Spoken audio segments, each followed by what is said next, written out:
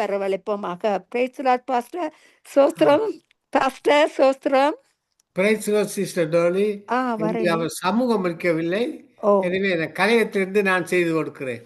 ஆமேன், ஆமேன், ஆமேன். நன்றி ஐயா, நன்றி. ஆமேன். பிரதர் லெஸ்லி, பிரதர் மகேந்திரன் ஐயா அவர்கள் கலையத்திலிருந்து செய்தியை கொடுக்க போகிறார்கள். யாவரும் அமைதியோடு இருந்து அதை கேட்போமாக. நன்றி. God bless you all. ஆமேன். இன்றைய நாளிலே நித்திய வசனத்திலே முதலாவது செய்திக்காக ஜெபிப்போம். அன்பான பரலோக தகப்பனே சுவாமி, இந்த சங்கமா வானொலியிலே நித்திய வசனத்திலே இந்த முதலாவது செய்தி கொடுக்க என்னை தந்தீரே அந்த கிருபைக்காக மக்கள் நன்றி ஆண்டவரே. ஐயா, இந்த செய்தியை கேட்கிற ஒவ்வொரு பிள்ளைகளும் ஆண்டவரே பக்தி விருத்தியாடே நீர் தான் கிருபை செய்ய வேண்டுமாக ஜெபிக்கிறேன். என்னை மறைத்து நீர் பேச வேண்டுமாக ஜெபிக்கிறேன். ஆவியானவரே, உமது பிரசன்னம், உமது வல்லமை எங்கள் மீது இறங்கட்டும் ஆண்டவரே. 7 நட்சத்திரங்களையும் தனது கரத்தில் ஏந்தி கொண்டு 7 பொன் குத்து விளக்கின் மத்தியிலே ராவிக்கொண்டு தெய்வமே, இந்த செய்தியை நீர் ஆசிர்வதித்து தர வேண்டுமாக ஜெபிக்கிறேன் சுவாமி. ஐயா, உமது நாம் ஒன்றே மையப்பட வேண்டும். நீர்தான் உண்மையான தெய்வம் என்பதை கத்தாவே இந்த சங்கமா வானொலியும் நித்திய நேரம் பாடல்கள் மூலம், சாட்சிகள் மூலம், கேள்விகள் நிச்சயம் நீர்தான் உண்மையான தெய்வம் என்று வெளிப்படுத்துகிற எங்களை நீர் ஆசீர்வதித்து சுவாமி, ஒவ்வொரு நிகழ்ச்சியும் வருகிற ஒவ்வொரு நிகழ்ச்சியும் ஆசீர்வதித்து நீர் வழிநடத்தவன் உண்டு. எல்லாம் அல்ல இயேசு கிறிஸ்துவின் அதிகாரம் உள்ள நாமத்தினாலே ஜெபிக்கிறேன் பரமபிதாவே. ஆமேன், ஆமேன். இன்றைய நாளிலே செய்தியின் தலைப்பு சிங்காசனத்துக்கு முன்பு 7 ஆவியர். சிங்காசனத்துக்கு முன்பு 7 ஆவியர். எடுத்துக்கொண்ட வசனம் வெளிப்படுத்தல் 4:5.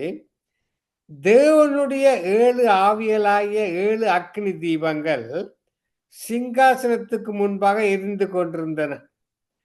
இந்த வெளிப்பாட்டு புஸ்தகம் மிக மிக மிக ஒரு கடுமையான புஸ்தகம், ஆழமான சத்தியங்களை கண்டு கொண்ட ஒரு புத்தகம்.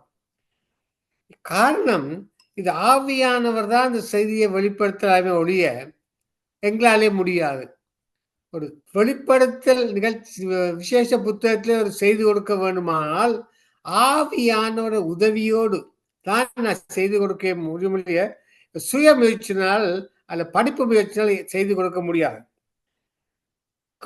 கவனியுங்கள், தேவனுடைய 7 ஆவியாகிய 7 அக்கினி தீபங்கள் சிங்காசனத்துக்கு முன்பாக இருந்து கொண்டிருந்தன. இந்த 7 ஆவிகள் என்ற பதம் வெளிப்படுத்தல் விசேஷத்தில் 4 முறை திரும்ப திரும்ப வருகின்றது.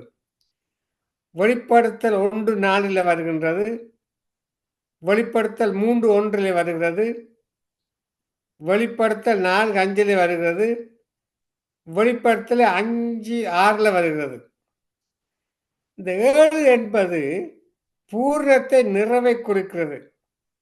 பாருங்கள், இந்த வெளிப்படுத்தல் 7 சபைகள், 7 தூதர்கள், 7 முத்திரைகள், 7 கோபா கலவசங்கள், 7 எக்காலங்கள், 7 வாதில் என்றெல்லாம் வருகின்றன. ஒரு சரியான ஒரு ஆழமான சத்தியம் என்னவென்றால், ஒன்று என்ற எண் வேதாம ஆராய்ச்சியர்கள் கருத்து தெரிவித்திருக்கிறார்கள். 1 என்றால் மெய் தேவனாய கர்த்தரை குறிக்கிறது. 2 என்ற எண் ஒருமனப்பாடு, ஐக்கியத்துக்குரியது. 3 என்ற எண் திருத்துவம். 4 என்ற எண் நற்செய்தி. 5 என்ற எண் கிருபை. 6 என்ற எண் மனுஷியகம். 7 என்ற எண் பூரணம். 8 என்ற எண் ரட்சிப்பு, உயிர்த்தெழுதல். 9 வரங்கள், கனிகள். 10 என்ற எண் பரீட்சை சோதனை குறிக்கிறது. சரியான ஒரு ஆழமான சத்தியமான ஒரு செய்தி இந்த வெளிப்படுத்தும் விசேஷத்துல. இதை கேட்டுக்கொண்டிருக்கிற சகோதரி சகோதரியே, நம்மை பூர்ணத்துக்கு வழிநடத்தவே அந்த 7 தீபங்கள் எங்களை பூர்ணத்துக்குள் வழிநடத்த கிருபை செய்கின்றன. கிருபையின் மேல் கிருபை அடைந்து பூர்ணம், பலத்தின் மேல் பலனடைந்து பூர்ணம், பரிசுத்தத்தின் மேல் பரிசுத்தம் அடைந்து பூர்ணம், மகி மேல் மகிமை அடைந்து பூர்ணம். பாருங்கள், வெறும் பாவ மன்னிப்பை பெற்றுவிட்டது நின்று விடக்கூடாது. நாங்கள் ஆண்டவரை சொந்த ரட்சகராக ஏற்றுக்கொள்கிறோம், ஞானஸ்தானம் எடுக்கிறோம், ஆவின் அபிஷேகத்தை பெறுகிறோம். நல்லது. அதோடு நின்றுவிடக்கூடாது. ஜெயம் கொண்டவர்களால் சிங்காசனத்தை சொந்தரிக்க வேண்டும். நாம் ராஜாக்கள், நமக்கு சிங்காசனம் உண்டு, நியாயத்தீர்ப்பு கொடுக்கும் அதிகாரம் உண்டு, நமக்கு ராஜ்யம் உண்டு, ஆள்கை உண்டு. இதை கேட்கலாம், இது எப்படி ஆகும் உண்டு. உங்கள் உள்ளத்தில் கேள்வி எழும்பலாம், நான் அபாத்திரன் அல்லவா, பழைய துரோகி அல்லவா, நான் முந்தி விக்கிர வழிபாடு இருந்தவன் அல்லவா. ஆம், உங்களை பூரணப்படுத்துவதற்காகவே சிங்காசனத்துக்கு முன் 7 ஆவிகள். எப்படியாக மரியாள் கேட்டால், பரிசுத்த ஆவி உண்மையில் வரும், உன்னதமான பலன் உண்மையில் நிழலிடும் என்று லூக்கா 1:35 வேதம் சொல்றது. இது எப்படியாகும்? செருபாபேல் கலங்கினார், ஆலயம் கட்டப்பட வேண்டும், பெரிய பர்வதம் போன்ற எதிர்ப்பு இருக்கிறது கர்த்தர் சொன்னார். பலத்தினால் அல்ல, பராக்கிரத்தினாலும் அல்ல, என் ஆவியினாலே ஆகும். அல்லேலூயா. பாருங்க, இந்த ஆசாரிப்பு கூடத்தில் இருந்த 7 தீபங்கள் இருந்தன. அடிக்கடி ஆசாரிப்பு கூடத்தை படத்தை போடுவார். பொன் குத்து விளக்கில் 7 அகல்கள் செவ்வையாக அதற்கு நேர் எதிரியாக எரியும்படி அவைகள் ஏற்றப்பட கடவுள் என்று யாத்ராம 25:37 சொல்கிறது. இந்த 7 அகல்களில் 7 தீபங்கள், இந்த 7 ஆவிகள் என்ன? இப்போ ஒரு குத்து விளக்குல 7 அகல்கள் என்ன, அதுல 7 திரிகள் இருக்கிற 7 தீபங்கள் எரிகின்றன. இந்த 7 ஆவிகள், இந்த ஆவிகள் என்ன? இப்ப அது ஒரு கேள்வி. என்ன? பரிசுத்தமுள்ள ஆவி. யோவான் 1:5 சொல்லுகிறது, ரோமர் 1:5 சொல்லுகிறது, பரிசுத்தமுள்ள ஆவியின்படி தேவனுடைய சுதன் என்று மரித்தோரில் இருந்து உயிர்த்ததினாலே பலமாய் ரூபிக்கப்பட்ட தேவகோரமாய் இருக்கிறார். ரோமர் 1:5 சொல்லுகிறது. தேவனுடைய பரிசுத்தின் மகத்துவத்தை நாம் அறிய வேண்டும். அவர் பரிசுத்தத்தின் ஆவி, பரிசுத்தமுள்ள ஆவி, பரிசுத்தத்தை தருகிற ஆவி, பரிசுத்தப்படுகிற ஆவி. அவர் வேதம் சொல்லுகிறது 1 பேதுரு 1:16 உங்களை அழைத்தவர் பரிசுத்தராய் இருக்கிறது போல. கிறிஸ்தவர்களுக்கு, ஆண்டவரை சொந்த ரட்சகராய் ஏற்றுக்கொண்ட பிள்ளைகளுக்கு தான் இந்த வார்த்தை. உங்களை அழைத்தவர் பரிசுத்தராய் இருக்கிறது போல நீங்களும் உங்கள் நடக்கையில் எல்லாவற்றிலும் பரிசுத்தமாயிருங்கள். இந்த பரிசுத்தம் என்பது உண்மையிலே பரிசுத்த ஆவியின் அபிஷேகம் பெற்றவர் ஆவியிலே அனல் கொண்டுதான் இந்த பரிசுத்தை பெற்றுக்கொள்ள முடியும். வழிய தனிப்பட்ட முறையிலே அழுதோ புரண்டோ கதறியோ எடுக்க முடியாது. பரிசுத்த ஆவியானவர்தான் உதவி செய்வார். நாங்கள் ஒரு பரிசுத்தமான வாழ்க்கை வாழ வேண்டுமானால், இந்த உலகத்திலே பரிசுத்தமான ஜீவியம் வாழ வேண்டுமானால், பரிசுத்தமாக நடக்க வேண்டுமானால், எங்கள் கண், காது, மூக்கு, சரீரம் முழுவதையும் பரிசுத்தத்துக்கு ஒப்பு கொடுக்க வேண்டும். அதுக்கு பரிசுத்த ஆவியானவருடைய துணை இல்லாமல் எங்களால் ஒன்றும் செய்ய முடியாது. வேதம் சொல்றது எபிரேயர் 12:10 இவரோ தம்முடைய பரிசுத்தத்துக்கு நாம் பங்குள்ளதாகும் பொருட்டு நம்முடைய பிரயோஜனத்துக்காக நம்மை சிக்கிறார். பரிசுத்த ஆவியானவரே என்னில் ஆழமாகவும் சுயாதீனமாகவும் முழுமையாகவும் கிரிய செய்தனை பூர்ண பரிசுத்தத்துக்கு வழி நடத்தும் என்று ஜெபிக்க வேண்டும். முதலாவது பரிசுத்தம், பின்புதான் வல்லமை. அற்புதங்கள், அடையாளங்கள் பரிசுத்தம் உள்ளவர்களே பரலோக வரவேற்கும். பரிசுத்தம் இல்லாமல் பரலோகத்துக்கு போக முடியாது. துதிக்கிறோம், ஆராதிக்கிறோம், வேஷம் பார்த்துக்கிறோம், சமையலுக்கு போறோம், கொடுக்கிறோம், எல்லாம் செய்கிறோம். ஆனால் இந்த பரிசுத்தம் தான் முக்கியம். இந்த பரிசுத்தத்தை நாங்கள் எடுக்க பிசாசம் விடான். எப்படியாவது இந்த மகள் பரிசுத்தமா இருக்கக்கூடாதுன்னு சொல்லி அநேக தடைகளை கொண்டு வருவான். பரிசுத்தமான வாழ்க்கை வாழ்வோன்னு பாருங்கள், இல்ல கஷ்டம், கடினம். ஆனால் பரிசுத்த ஆவியின் அபிஷேகம் பெற்ற நீங்கள் இந்த பரிசுத்தான் அபிஷேகத்தை அனல் கொண்டு நீங்கள் எழுப்பும் பொழுது, தொடர்ந்து தொடர்ந்து தொடர்ந்து தொடர்ந்து எழுப்பும் பொழுது, பரிசுத்தாவியார் உங்களை பரிசுத்த முடியும். எந்த ஒரு ஊழியக்காரனோ, எந்த ஒரு பாடலோ, எந்த ஒரு வார்த்தையோ பரிசுத்தப்படுத்த முடியாது. பரிசுத்த ஆவியின் அபிஷேகத்தால் தான் நீங்க பரிசுத்தப்படுத்த முடியும். பாருங்கள், நித்திய ஆவியினாலே தம்மைத்தாமே பழுதற்ற பலியாக தேவனுக்கு ஒப்பு கொடுத்த கிறிஸ்து, நித்திய ஆவியினாலே தம்மை தாமே பழுதற்ற பலியாக தேவனுக்கு ஒப்பு கொடுத்த கிறிஸ்து. எபிரேயர் 9:14. இங்கு நித்திய ஆவியை குறிக்கிறது. அதாவது பரிசுத்த ஆவி என்று சொல்லுகிறீர்கள், அதன் நித்திய ஆவி. நிச்சயமாகவே நம்மோடு இருக்கும் ஆவியானவர் வந்து போகிற விருந்தாளியாக அல்ல, என்றும் நம்மோடு தங்கியிருக்கும் நித்திய ஆவியா இருக்கு. அதாவது பரிசுத்த ஆவியானவர் பாரதும் போறதுமா இல்லை, நித்தியமாக எங்களுக்குள் இரவு பகலாக எங்களுக்குள் இருக்கிறார். அதுதான் இந்த நித்திய ஆவி. நித்திய ஆவி எங்களுக்குள் இருக்கும் பொழுது எதுவும் அணுகாது, எதுவும் அணுகாது. காரணம், எங்களுக்குள் இருக்கிற நித்தியமா இருக்கிறார். நித்தியமா பிசாசோ தொந்தரவோ வியாதிகளோ நஷ்டமோ கஷ்டமோ ஒன்றும் வரவிட மாட்டார். நித்திய ஆவி. நித்தியத்தை குறித்து அறிவு வெளிப்பாடுகளை தருகிறார். உலகத்தில் உள்ள அனைத்தும் அழிந்து போகக்கூடியது. ஆவியானவரோ நித்திய வழியை நமக்காக காண்பித்து நித்திய ஜீவனை தந்து நித்திய வாசனை வளர்த்து. நல்லா கவனிக்கும் அந்த வசனத்தை. ஆவியானவரோ நித்திய வழியை அனித்தியம் அழிந்து போகக்கூடியது. ஆவியானவரோ நித்திய வழியை நமக்காக காண்பித்து நித்திய ஜீவனை தந்து நித்திய வாசம் வரை வழி நடத்துகிறது. அவர் தான் எங்களை வழிநடத்துகிற தெய்வம். பரிசுத்த ஆவியின் அபிஷேகம் தான் எங்களை வழிநடத்துகிற தெய்வம். மத்தேயு 24:35 என்ன சொல்லுது?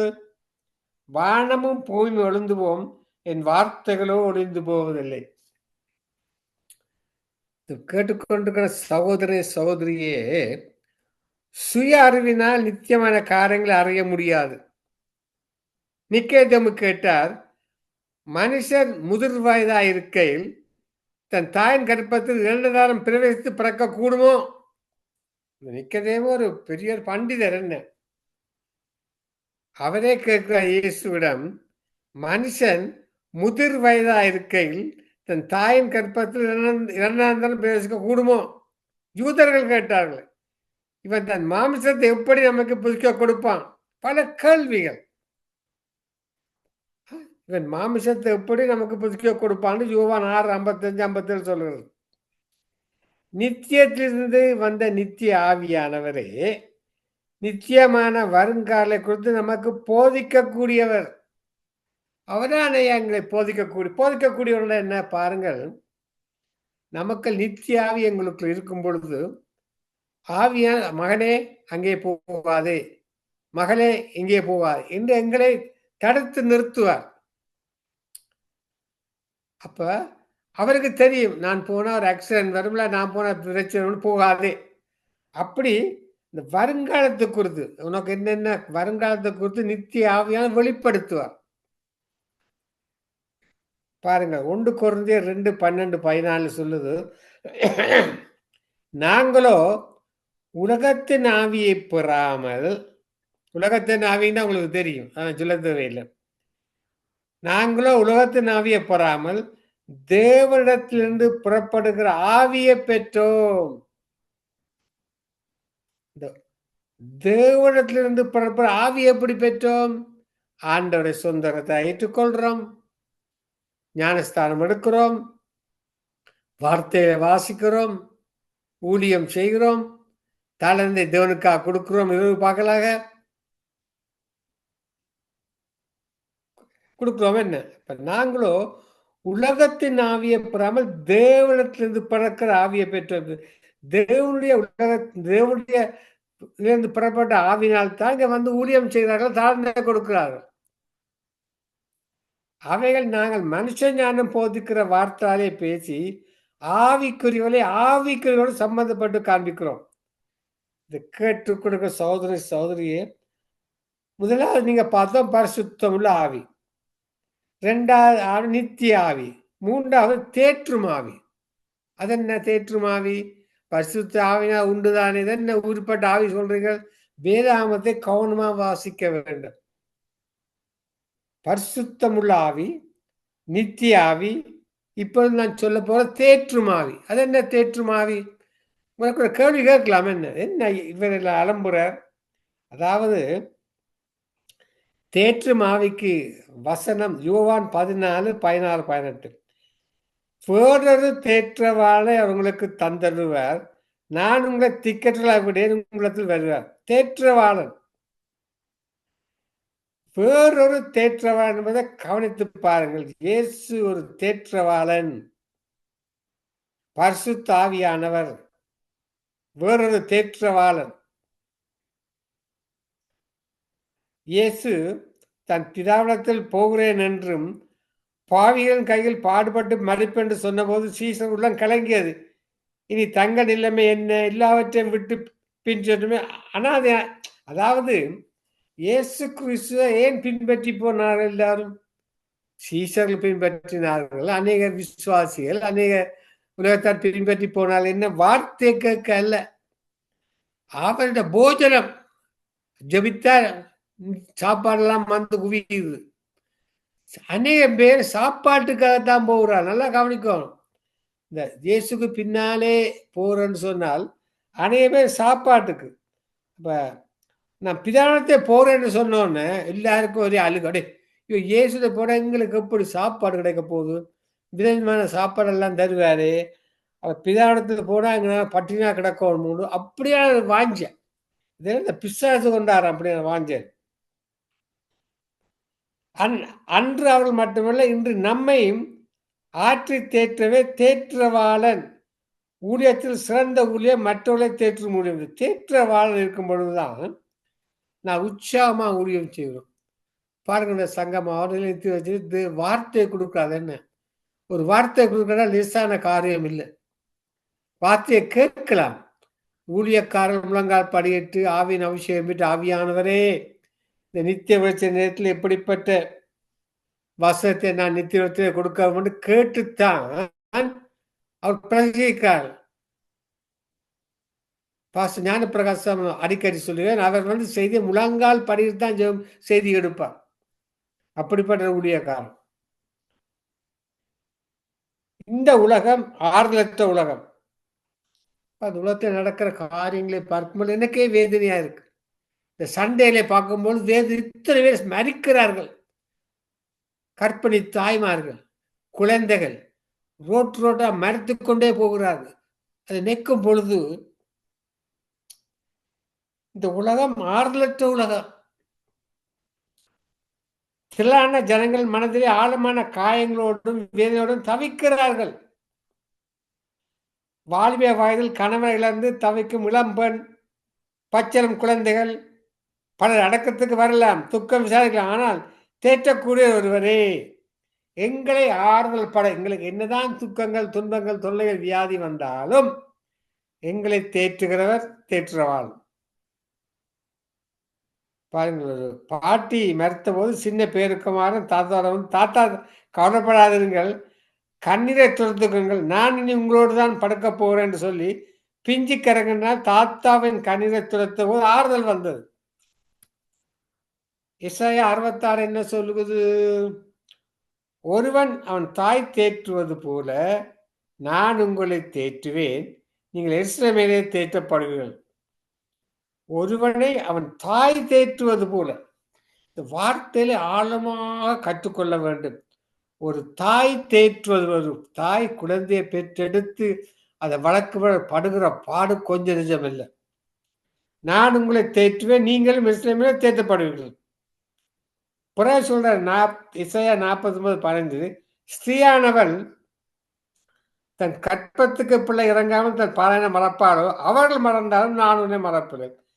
இது ஒரு பெரிய ஒரு பிரச்சனைக்குரிய ஒரு வசனம். ஏனென்றால் ஒரு ஸ்திரீயானவள் தன் கற்பத்தின் பிள்ளைக்கு இறங்காமல் தன் பாலகனை மறப்பாளோ அவர்கள் மறந்தாலும் நான் உன்னை மறப்பேன். இதெல்லாம் நேற்று சில இலங்கையில் நடக்கிற காரியங்களை பார்த்திருக்கிறேன். பிள்ளை பிறந்து காட்டுக்கே போடுகிறார்கள், ஆத்துக்கே போடுகிறார்கள்.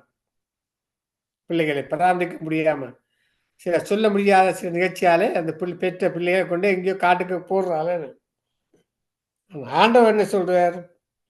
அவர்கள் மறந்தாலும் அவர் இருந்தாலும் நான் உன்னை மறப்பதில்லை. கேள்விப்பட்டிருப்பீங்க, சிறு குழந்தையை கொண்டு பத்திக்க போடு நாய் தூக்கி கொண்டு போனது பாருங்க. இதெல்லாம் கர்த்தருடைய திட்டம்.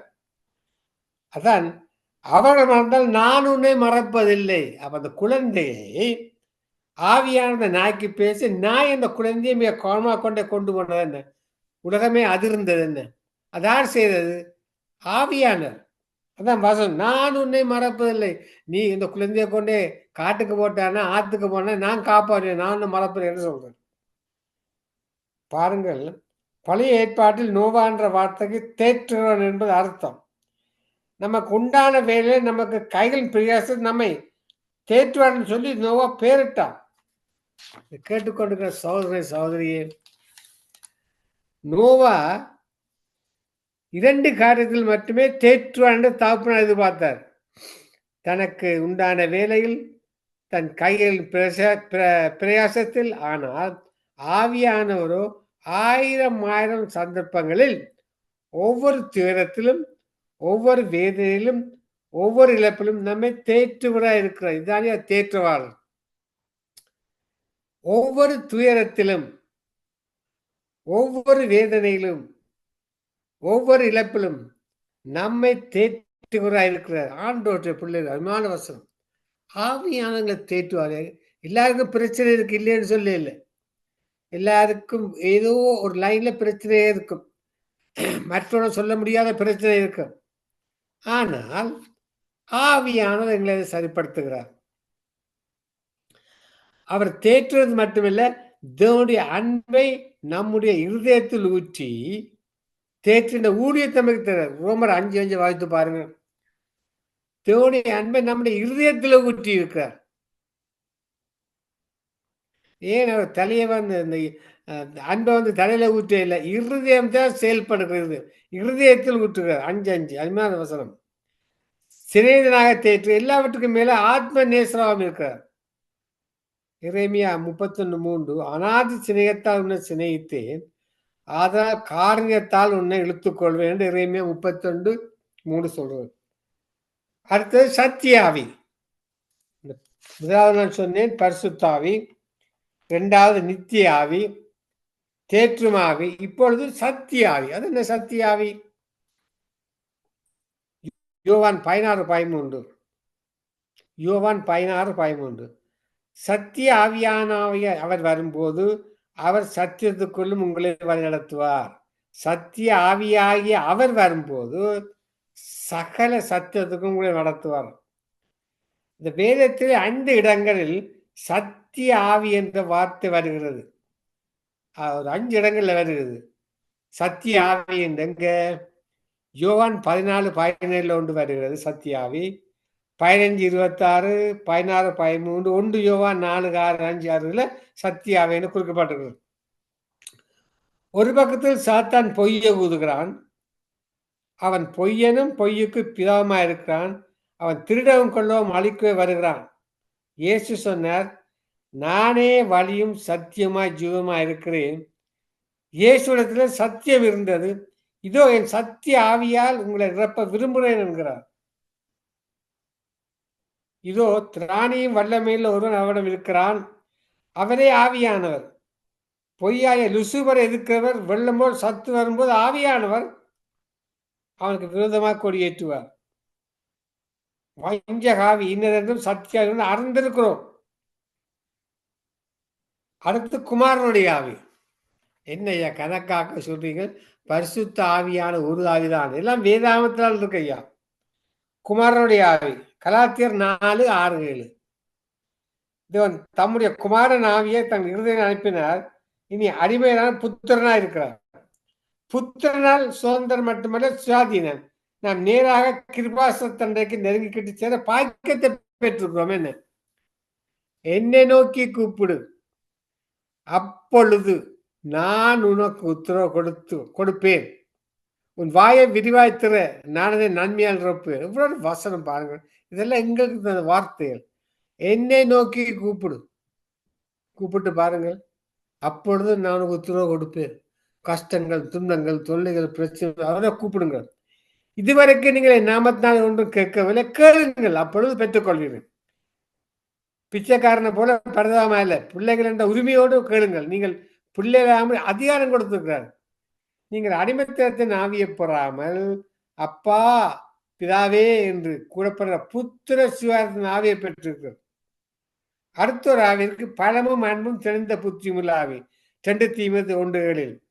தேவன் நமக்கு பயமுள்ள ஆவியை கூடாமல் பலமும் அன்பும் தெளிந்த புத்தியுள்ள ஆவியை கொடுத்திருக்கிறார். பலன் அன்பு, தெளிந்த புத்தி, மூன்றும் ஒன்றாக இருக்கிறது. அதை பிரிக்க வேண்டாம். சிலர் பலத்தை மட்டும் விரும்பி அன்பை விட்டு விடுகிறார்கள். பூர்ண அன்பு பயத்தை புறம்புவது தள்ளும். பலத்தின் ஆவி சத்துருவின் வல்லமையில மேற்கொள்ள விடும். தெளிந்த புத்தியுள்ள ஆவி தேவனுடைய மனதை அறியவும் தேவனுடைய ஞானத்தை திட்டமாய் பரமசத்தை அறிய ஆற்றல் இருக்கிறது. கடைசியாக விண்ணப்பத்தின் ஆவி. அதனால விண்ணப்பத்தின் ஆவி பாருங்க, சொல்றேன். சகரியா 12:10. நான் தாவீது குடும்பத்தார் மேலும் எருசலேம் குடும்பத்தாரும் கிருபையின் ஆவியையும் விண்ணப்பங்களின் ஆவியையும் ஊற்றுவேன். சகரியா 12:10. கடைசி நாட்கள் கர்த்தர் மாம்சம் யாவர் மேலும் தமது ஆவியை ஊற்றுகிறார். அப்பொழுது குமாரரும் குமாரத்திலும் தீர்க்கதரிசனம் இருக்க ஆரம்பிக்கிறார்கள். மூப்பர்கள் சொப்பனம் காண்பார்கள், வாலிபர்கள் தரிசனம் அடைவார்கள். ஆனால் இன்னொரு கூட்டத்தார் கிருபையின் ஆவியாலும் விண்ணப்பத்தாலும் நிரப்பப்படுவார்கள். எதேமியா தீர்க்கதரிசியின் அந்த விண்ணப்பத்தின் ஆவி இருந்தது. ஆகவே அவர் என் தலை தண்ணீரும் என் கண்கள் தண்ணீருக்குமா இருந்தால் நிலமா இருக்கும் என்றார். இயேசு கிறிஸ்துவின் மேல் இந்த விண்ணப்பத்தின் ஆவி இருந்தது. ஆகவே அவர் மாமிசத்தின் நாட்கள் பலத்த சத்தத்தோடு கண்ணீரோடு விண்ணப்பம் பண்ணி வேண்டுதல் செய்தார். ஆமென். ஆமென். பாருங்கள், வல்லமையாய் நாம் விண்ணப்பம் பண்ண தேவ அன்பு மிக அவசியம். பரிசுத்த ஆவியினாலே தேவ அன்பு நம் இருதயங்கள் ஊற்றப்பட்டிருக்கிறது. 1 மணி நேரமாவது என்னோடு விதிர்க்க கூடாது என்று இயேசு அன்புடன் கேட்டார். ஆனால் சீசர்களோ நித்திர மயக்கத்தில் இருந்தார்கள். அந்தபடி ஆவியானவரும் தமது பலவீனங்கள் நமக்கு உதவி செய்கிறார். நாம் ஏற்றபடி வேண்டிக் கொள்ள வேண்டியது என்று அறிந்திருக்கிறபடியால் ஆவியானவராமே வாக்கு கடங்காத பெருமூச்சுகள் நமக்கு வேண்டுதல் செய்கிறார். தேவனுடைய பிள்ளைகளே, எப்பொழுதும் விண்ணப்பத்தின் ஆவியினாலே நிரம்பி இருங்கள். உங்கள் மகா பரிசுத்தமான விசுவாசத்து மேல் உங்களை உறுதிப்படுத்திக் கொண்டு பரிசுத்த ஆவிக்குள் ஜெபம் பண்ணுங்கள். எந்த சமயத்திலும் சகலமான வேண்டுதலோடும் விருப்பத்தோடும் ஆவியினாலே ஜெபம் பண்ணுங்க. ஜெபம் பண்ணுவோமா? அன்பான பரலோக தகப்பனே சுவாமி, இன்றைய நாளே சுவாமி, இந்த ஆவி விண்ணப்பத்தின் ஆவி எத்தனை ஆவியில் இருக்கின்றது இந்த பிள்ளைகளுக்கு எடுத்துறோம் சுவாமி. இந்த கேட்கிற பிள்ளைகள் ஆண்டவரே, இந்த பரிசுத்த ஆவியின் அபிஷேகத்தை நிரம்பி வழிநடத்த நீர் கிருபை செய்ய வேண்டுமாக எல்லாம் வல்ல இயேசு கிறிஸ்துவின் அதிகாரமுள்ள நாமத்தினாலே ஜெபிக்கிறேன் பரமபிதாவே. ஆமென். ஆமென்.